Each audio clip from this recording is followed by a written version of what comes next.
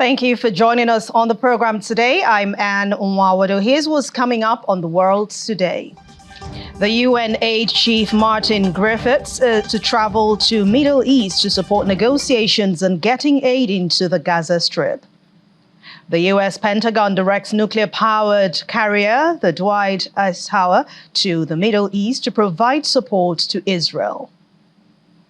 And business heir Daniel Noboa wins presidential election in Ecuador.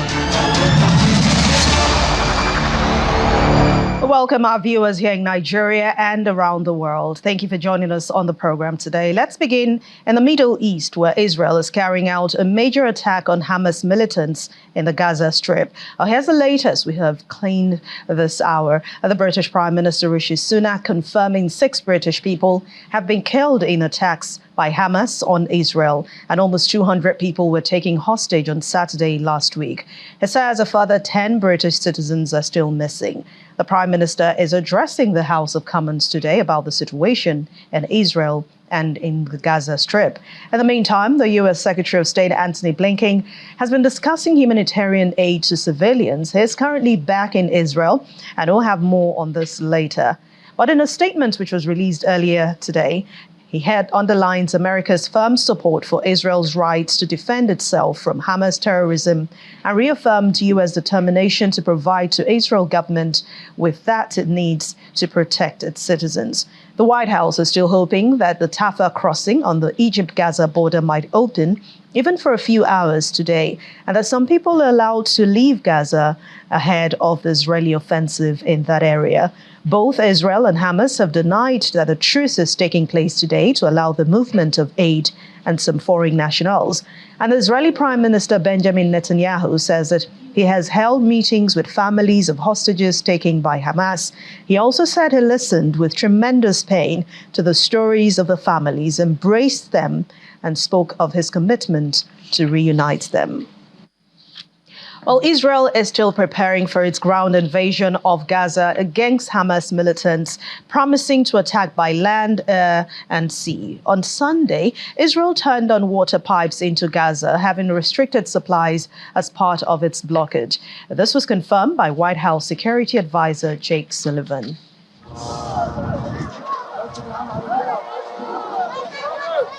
It's Sunday, a week after the Hamas attacks on Israel and the Israeli airstrikes on Gaza, and a few days since Israel announced it is cutting food, fuel and water from the Gaza Strip.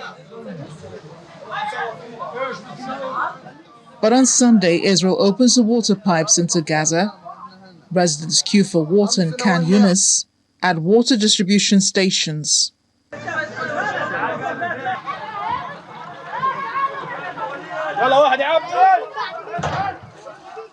Israel's energy minister said the decision to renew water supplies to part of southern Gaza was agreed on between Prime Minister Benjamin Netanyahu and U.S. President Joe Biden.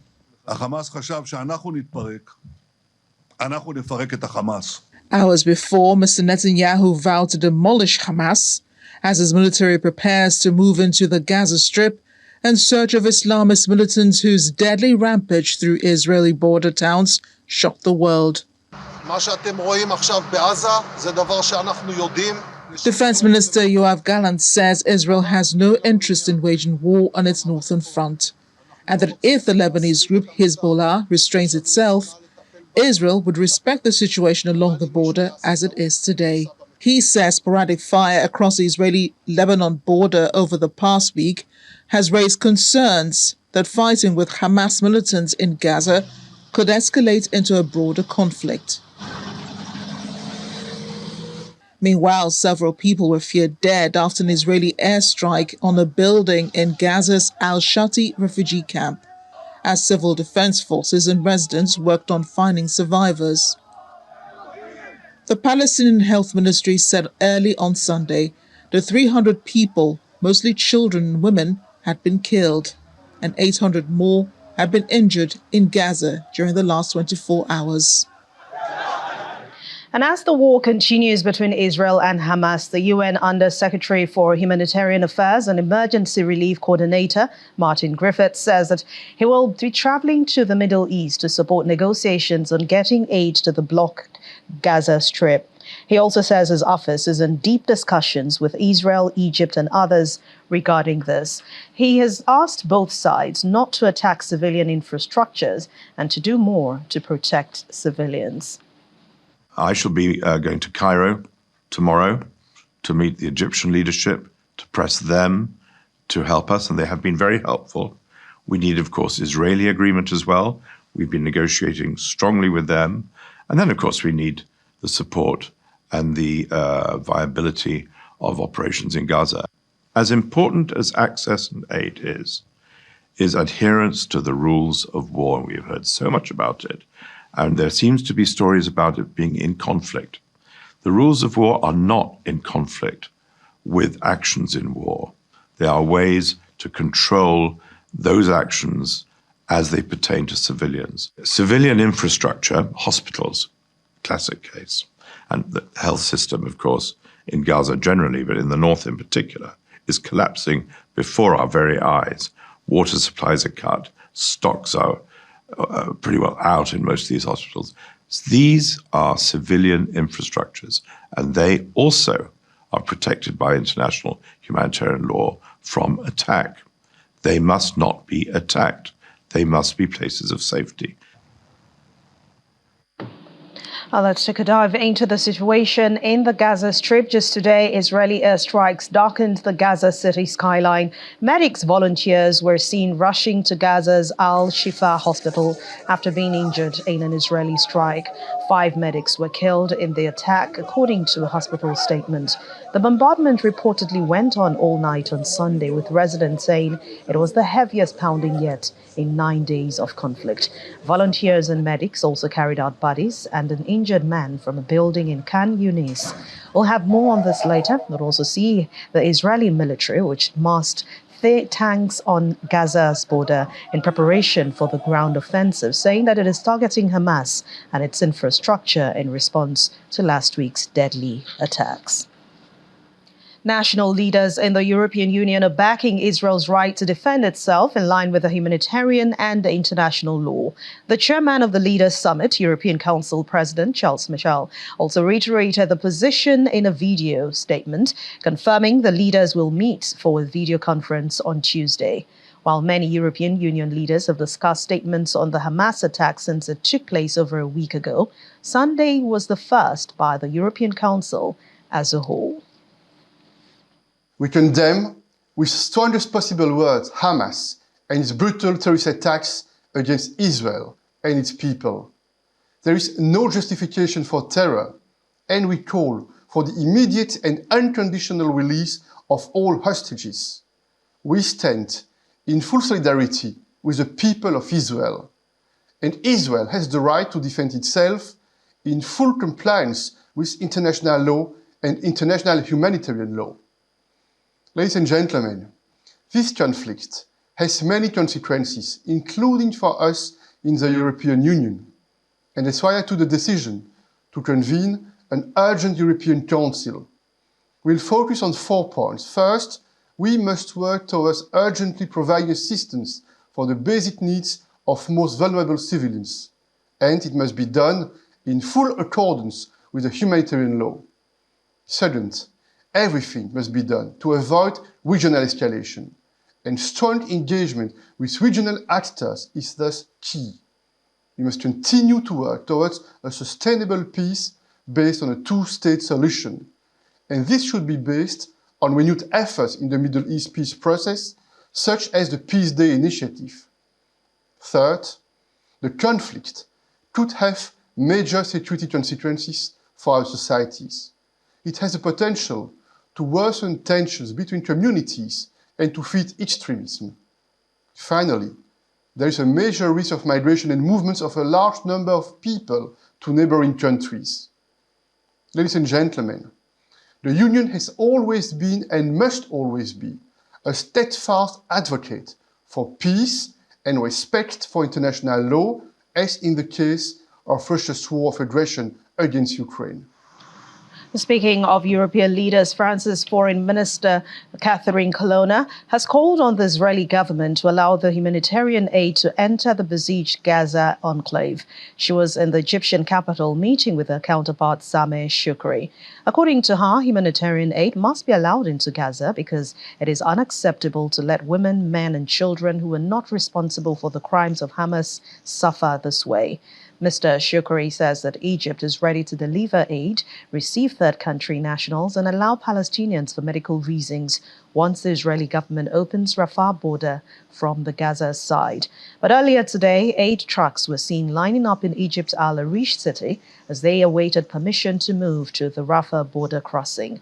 Rafah, which lies on the border between Egypt's Sinai Peninsula and Hamas-governed Gaza, is the only crossing into the territory not controlled by Israel. Iran, on the other hand, is accusing the United States of being heavily involved in the conflict between Israel and the Palestinians, saying that it must be held to account. The spokesperson for the Iranian Foreign Ministry, Nasir Kanani, said at a press briefing today that the U.S. is bolstering its firepower in the Middle East in response to the war. Now, asked if Tehran would engage if the U.S. weighed in, Kanani said that Iran considers that the United States is already militarily involved in the conflict between Israel and Palestine. Associate Fellow at the Chatham House for the International Security Program, Nomi Bar Yaakov, has weighed in on Israel's planned ground invasion of Gaza, saying that it will result in huge losses for all sides in the conflict. She believes the Hamas will have somewhat of an upper hand inside Gaza, with fighting taking place in densely urbanized areas. Well, according to her, Hamas's deep network of tunnels and knowledge of that city will make it very hard for Israeli forces to advance. So the ground invasion will be extremely bloody for both sides. Gaza is likely to look like a bloodbath. And despite Israel's best effort to get as many Gaza civilians evacuating south of the area that they intend to go into initially, Hamas have a much stronger hand, given that they've been building these tunnels over 16 years. Yeah. They have been ruling Gaza, and it's a town. They have a town underground that they are in control of, not the Israeli army. And undoubtedly, they're setting traps for the Israeli soldiers. There's no doubt about that. So they're going to be very high cost to the Israeli army, as well as to Gazan civilians. And this war in Gaza is unprecedented in terms of its scale. It's unprecedented. And the Israeli army has stated that from day one, that it's not going to be like any other incursion into Gaza. So they are preparing the Israeli population for very high losses for the Israelis. Hamas have the upper hand underground. Israel has the upper hand from the air, but boots on the ground means fighting underground, and it's not going to be easy.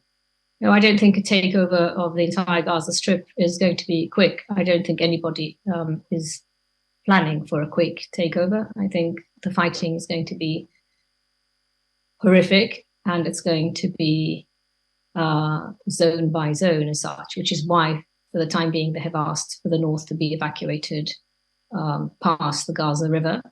I think we're in here for the long haul unless the international community manages to break a ceasefire.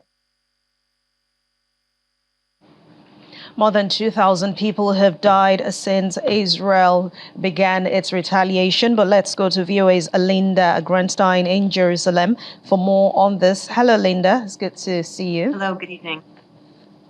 All right. Now, what is Jerusalem like at the moment? How safe is it? Do tell us what's been going on with Hamas attacks.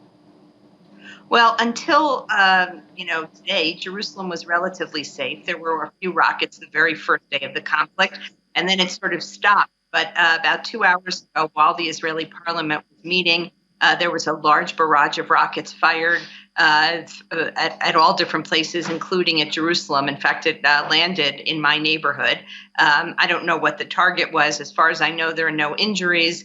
Israelis are pretty used to this already, certainly those who live in the south near Gaza. Every home is built with a safe room, the newer homes called a mamad, that once you're in it, once it's closed, even if your house is hit by a rocket, you should still be safe.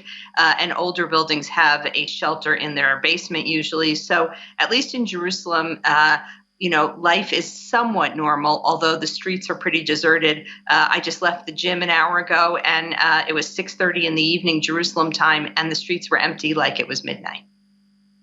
Melinda, the Israeli government is keen on the ground invasion, especially as they have termed it, in Gaza, despite international calls for attention, especially to pay attention to civilians who are not responsible for this kind of attacks. Are you hearing any updates regarding how this ground invasion will take place and how, maybe while still going after Hamas militants, how safe civilians can be in the whole of this? In the northern half of Gaza, about 1.1 million civilians to move south, and an estimated 400,000 have already done so. They've just left. There's, loaded their belongings on donkey carts, sometimes walking, sometimes in cars. The problem is there's nowhere really to go. And for example, the hospitals say they can't move their patients. But I do think it's important to say that, we saw some disturbing video earlier from Shifa Hospital. Israel says that Hamas has used the underground of Shifa Hospital as a major command post. So they say the problem is that Hamas has taken over civilian areas and is basically using the civilian population as human shields. Israel has been preparing this ground invasion now for a few days. It's called up 360,000 reservists, which is the largest call-up in Israel's history, which came, of course, after the Hamas massacre last Saturday, which was the highest death toll in Israel's history in 75 years. But do Israelis support their government in attacking Hamas militants, knowing full well that many Israelis will also lose their lives if this attack goes on?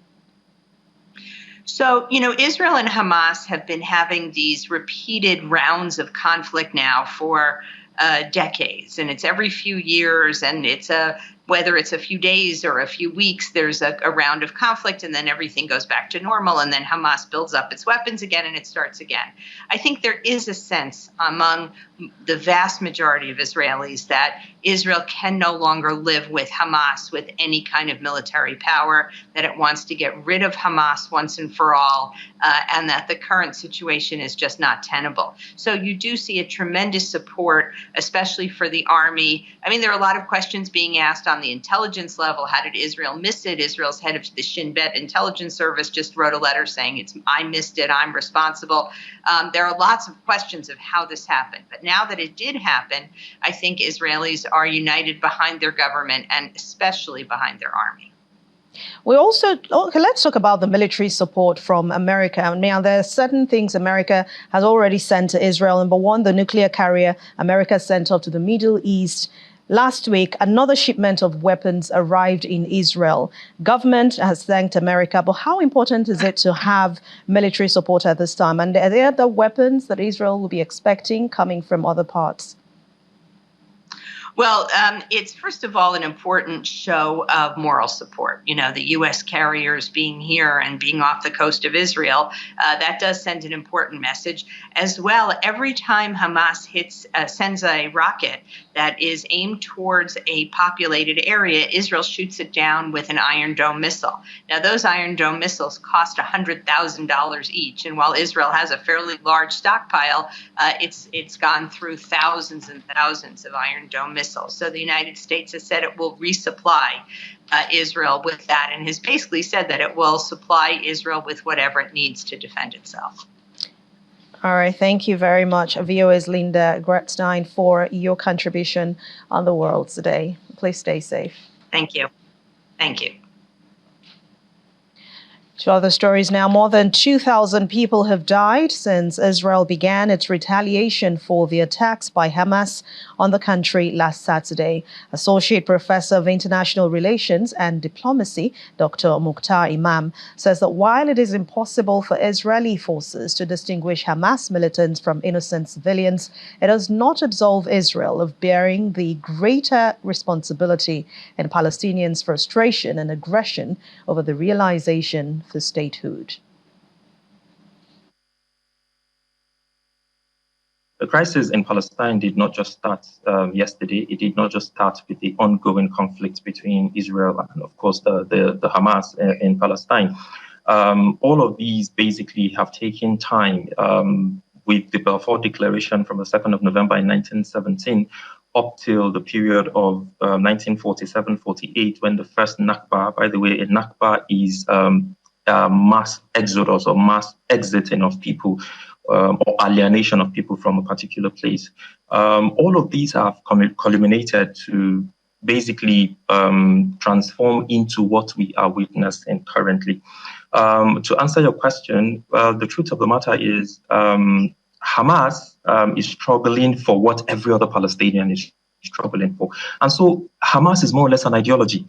And so it becomes extremely difficult for you to talk about attacking certain individuals who basically are the protagonists or the front runners of this ideology without having civilian casualties. It's absolutely impossible. And that's the reason why there is the need to look at this situation from a holistic perspective. Unfortunate and regrettable as the current situation is in Palestine, the reality is that it was a time bomb waiting to explode. Sooner or later, it was obvious that this sort of situation would have unfolded. Again, like I said, unfortunate as the situation is, because what the frustration aggression theorists have alluded to over the years is exactly what was seen playing out here. Frustration naturally leads to aggression. And so where you have a situation where people are being decapitated, people are being killed, time and time again, and this is not something that you take from me, this is something that the international community has also accepted. Just last year, over 300 Palestinians were killed from the Al-Aqsa compound through Jenin and so on. One of your colleagues, as a matter of fact, was involved, the Al Jazeera reporter, Abu Akhli. And so basically, you see that these things have been ongoing and ongoing. Every other year, there's this casualty situation and so on and so forth. So basically, I don't see a way where the Israelis will retaliate, given the circumstances, without having civilian casualty. And to put it bluntly, they have never really given a thought to civilian casualties in all of the wars that we have seen over the years, or all of the aggression that we have seen over the years. And this is the reason why you find that the international community, most of the blame is basically being turned on Israel, because this is not something, like I said, that started today. It is something that has been ongoing for a period of time. And of course, you must understand that all of the settlements that the Israelis occupy within these areas are illegal and illegitimate settlements. And this is one of the things that the global consensus has talked about. There's a resolution to that effect to say stop the erection of these settlements. And so, of course, naturally, you will have people who have been chased out of their homes, who have been thrown out of their place, their original inhabitants, who will revolt against these individuals. And this is what has been happening over the years. Hamas is only a group of individuals who have developed a sort of ideology to say, look, we're tired. And this ideology has, unfortunately and incidentally, been militarized, so to speak. And so that's why I said in the beginning that if you look at it from within that context, then the reality is that every Palestinian is Hamas, because this is what the Palestinians have been struggling for, which is basically what the resolutions have talked about. The resolution 181 and 242 are the resolutions I'm speaking about here, which is basically a resolution that is a global consensus at the United Nations Security Council. And the 181 resolution states and dictates that all illegal settlements being erected by Israel must be put to a stop, and that there has to be the return to the pre-1967 border, which basically gives the state of Palestine 22% of the land and the rest of the 87 to 78% to Israel. You can watch more of Dr. Imam's interview on diplomatic channels on Monday, that's today, at 8:30 p.m. in our UK Sky 515 and on DSTV 420 at 11:30 p.m. And coming up on the program, Florida Governor Ron DeSantis welcomes the first 300 Americans evacuated from Israel. We'll bring you the details of this and more. Please stay with us.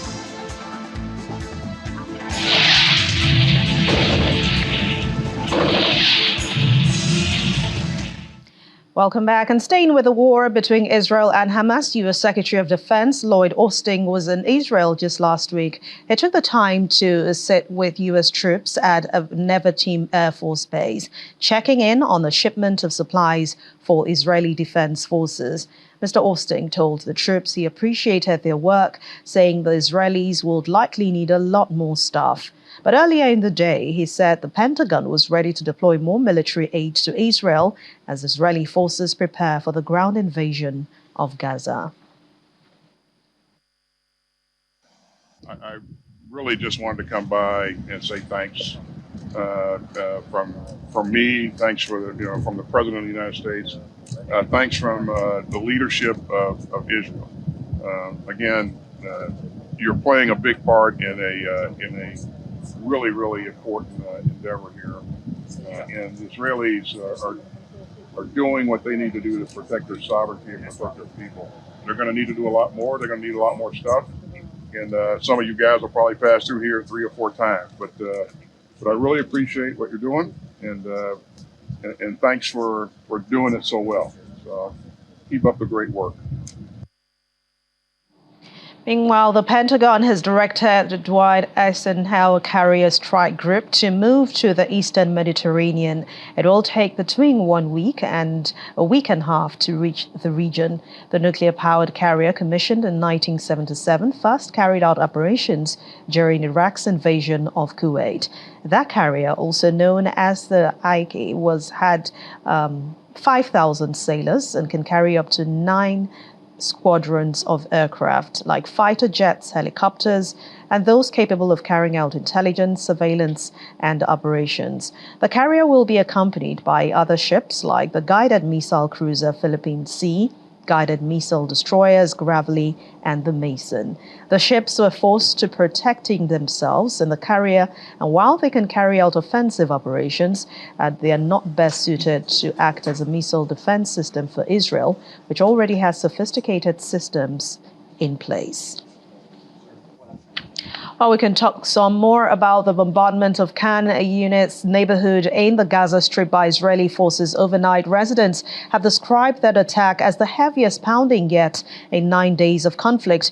Gazans are saying the various areas were bombed during the night, and rescuers were seen trying to pull out bodies of children.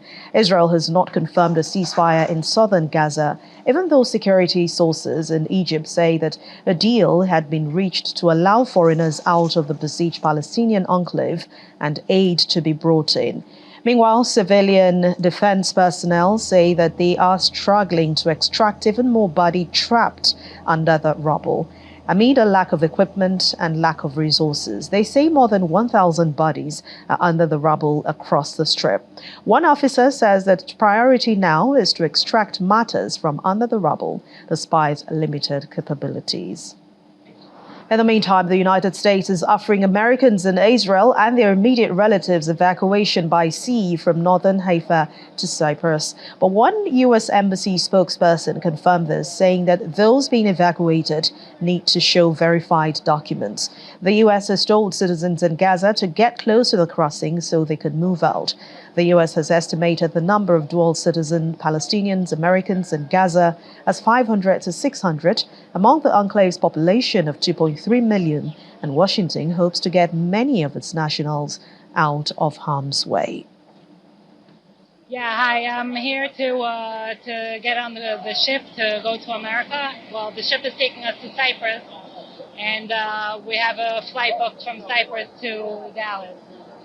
And we're leaving because it's unsafe here. We've had rockets a few times in my city in Rosh Hashanah, and I have 2 kids. and it's very scary to wake them up in the middle of the night, running to the shelter room. We also have 10 cats at home. My husband is staying back to take care of our cats to make sure that they're safe also. I'm here to get on the ship to leave Israel. I'm not particularly excited about leaving. I'd love to stay, but my family is all saying, please leave, please get out while you can. Florida Governor Ron DeSantis has welcomed 300 Americans evacuated from Israel back home.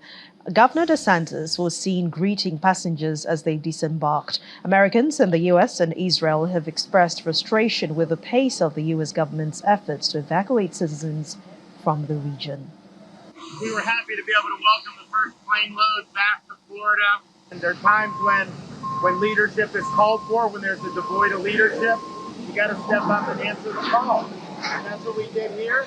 And I know those people appreciate it. I know the many hundreds more that are going to come appreciate it too.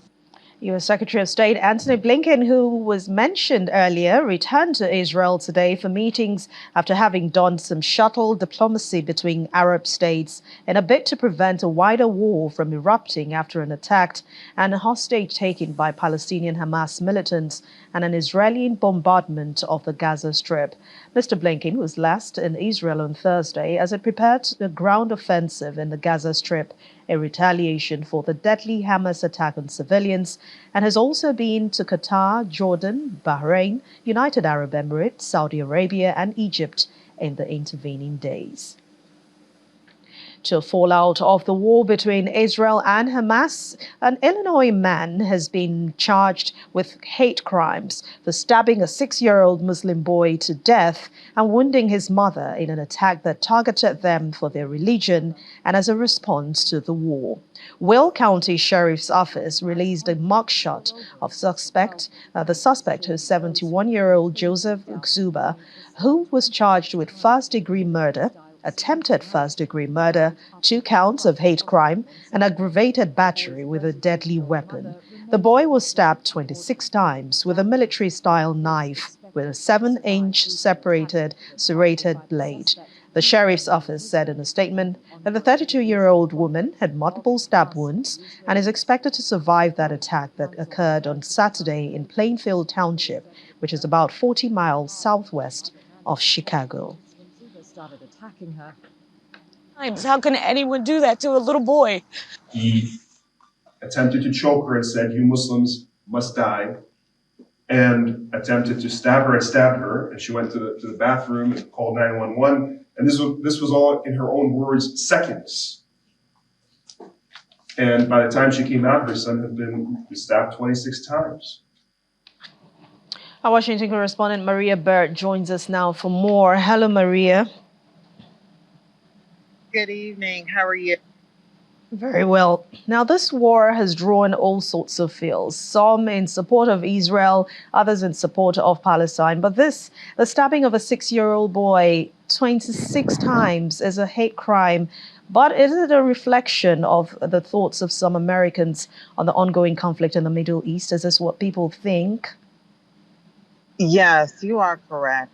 This is a war that I think, as you said, gets support from multiple ends. This war, obviously, the American government has had a long-standing relationship with Israel and has definitely been very clear that this war is one that they are going to support Israel on.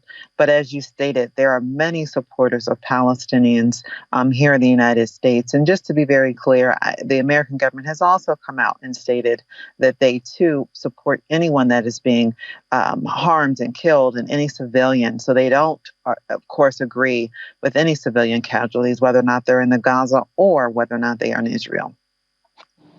We know authorities have already condemned that attack, but what are they saying about preventing a repeat? Authorities are saying that they are very clear of not wanting to have a repeat of what has happened before, as they are working toward ensuring that the attacks are, working with, whether it's the Hamas, whether it's Palestinians, whether it's Israel, to try to broker some sort of peace agreements. The U.S. has been very involved for many years with peace agreements between the two. And so they are going to continue that. We know that Secretary Blinken has gone and he has spoken to both parties to try to see ways to ensure peace. But we also know that there have been ground invasions, and the U.S. is also providing military support, whether it's ammunition or other areas that they can provide support for Israel. And so I think the biggest goal at this time is to see if the U.S. can help to support the reduction in the casualties that we're seeing continue to grow each and every day. Well, Maria, we know it's a delicate time, but earlier when the attack happened, the U.S. police already deployed to synagogues across the country. Is there a similar type of protection for Muslim communities in the U.S.? There has been a accelerated level of support and security for synagogues across the United States. Muslim communities are also being protected, but have we necessarily heard the same level of public notice of security? I don't think that has been made aware or clear. But if there are Muslim communities that are in any danger or a threat, the U.S. government will be prepared to provide security for them as well. And President Biden has also voiced his own support for Israel, even sending them weapons. Some have already criticized the U.S. for openly supporting Israel, despite the deaths occurring in the Gaza Strip as a result of Israel's attack, of course. But have U.S. officials even considered the deaths in the Gaza Strip? U.S. officials have considered the deaths in the Gaza Strip, and I think that's part of where you're seeing the Secretary of State going in and not only speaking to the Israeli community, but also speaking to those in the Palestinian community. And so I think that is a concern of the U.S.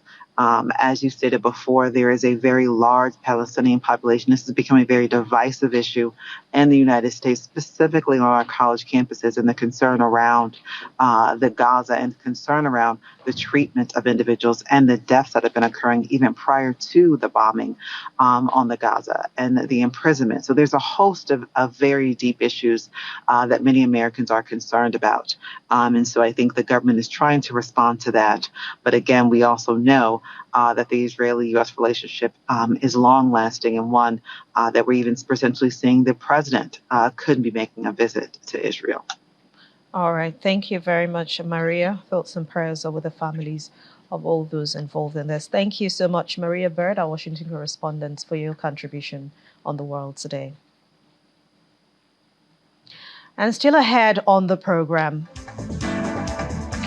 thousands across the Americas witnessed the annual solar eclipse. To bring you the details, please stay with us.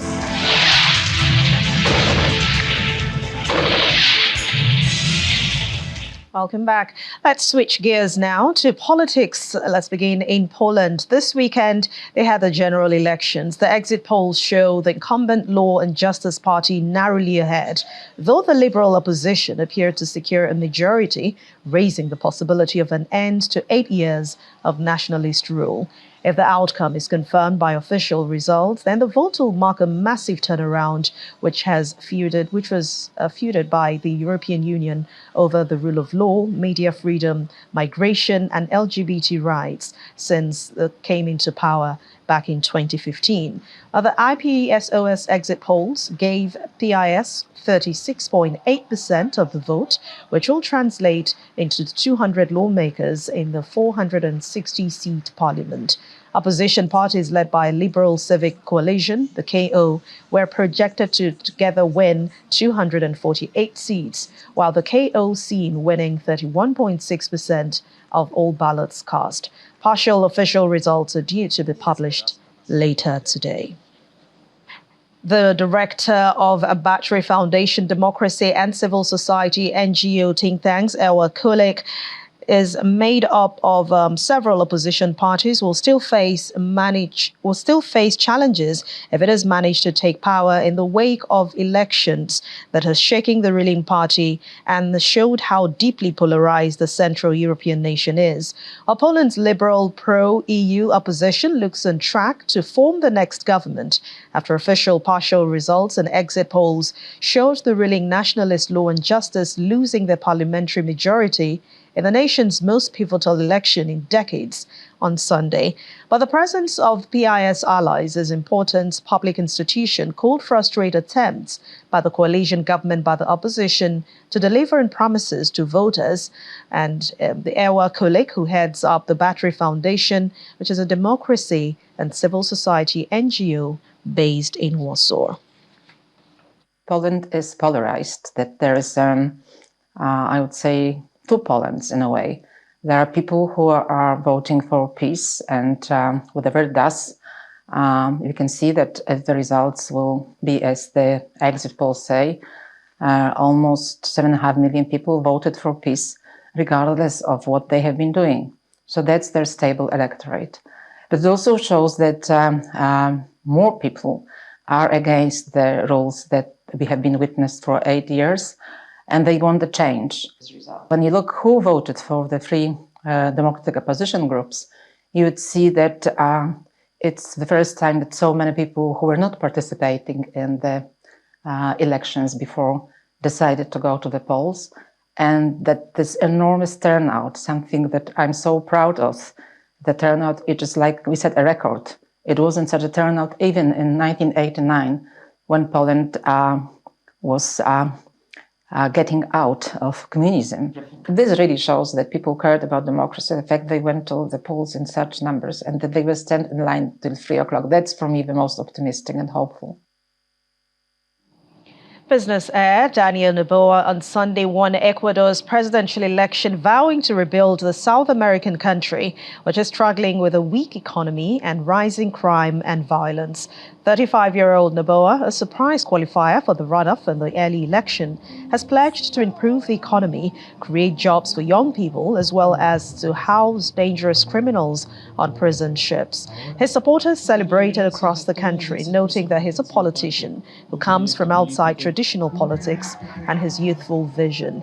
He will face the significant challenge of righting an economy which has struggled since the coronavirus pandemic and motivated many thousands of Ecuadorians to migrate in sharply rising crime, including increases of murders, robberies, and prison riots. La oportunidad de servir a mi país de la manera en que lo voy a hacer ahora. Darle gracias a todas esas personas.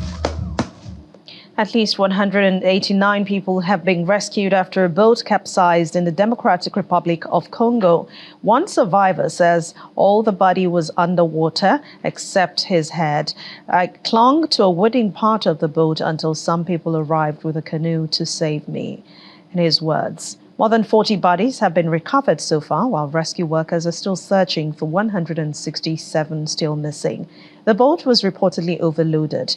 A civil society group involved in rescue and recovery efforts says that there were more than 300 passengers and cargo on board, and it traveled along the River Congo. Members of the National Hajj Commission of Nigeria have met with the Minister of Foreign Affairs, Ambassador Yusuf Tugar, seeking his support in Hajj, Umrah, and other consular affairs. Chief Execution Officer of NACAN, Alhaji Zikrullah Hassan, formally introduced the NACAN Constitution to the minister, describing the Foreign Ministry as a critical stakeholder in Hajj organizations. He also invited the minister to represent Nigeria as a signatory to the signing of an MOU for the 2024 Hajj, expected to come up in early January next year. Ambassador Tugar assured the NACAN chairman of the ministry's readiness to collaborate with the commission in any way possible.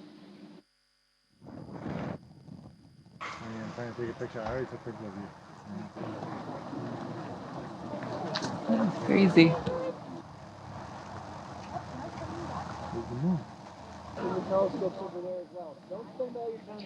Thousands of people across the Americas on Saturday gazed at the skies to witness a rare phenomenon known as an annular solar eclipse, when the moon passes in front of the sun momentarily, producing the appearance of a ring of fire in the sky. U.S. space agency NASA said the eclipse was following a path from the U.S. Pacific Northwest over California, Nevada, Utah, Arizona, New Mexico, and Texas, crossing over parts of Mexico, Guatemala, Belize, Honduras, Nicaragua, Panama, Colombia, and Brazil, before then ending at sunset in the Atlantic Ocean. An annular solar eclipse already occurs when the moon passes between Earth and the sun at a time when the moon is at or even close to its farthest point from our planet, while it does not completely obscure the face of the sun, unlike in a total solar eclipse. Instead, it creates the image of a brilliant ring on the outlines of the sun surrounding the dark disk of the moon. It was different than other eclipses, like the moon in the middle of the sun. I thought it was cool. Favorite part was definitely Ring of Fire, because that's not something, again, you'll see every day, and it's going to be a long time before there's that opportunity again. So just to be able to see the Ring of Fire, be here in this beautiful national park, and enjoy everybody experiencing it all together was awesome. Oh, it was incredible. It was way more than I thought it would be. Just when it got to the full ring, that was just amazing to see. That might be my last time. I am a survivor of breast cancer. I'm 1 year out. So it was really important for me to experience this because as a survivor, you just never know. I had triple negative breast cancer, stage 3. So life changes different. So every little moment counts. So my husband and I made this trip because this is where I wanted to be. Well, from those expressions, it's obvious it was a beautiful sight to behold. And that's where we end it on The World Today, Channels Television. Thank you so much for watching. I'm Anne Nwawadu.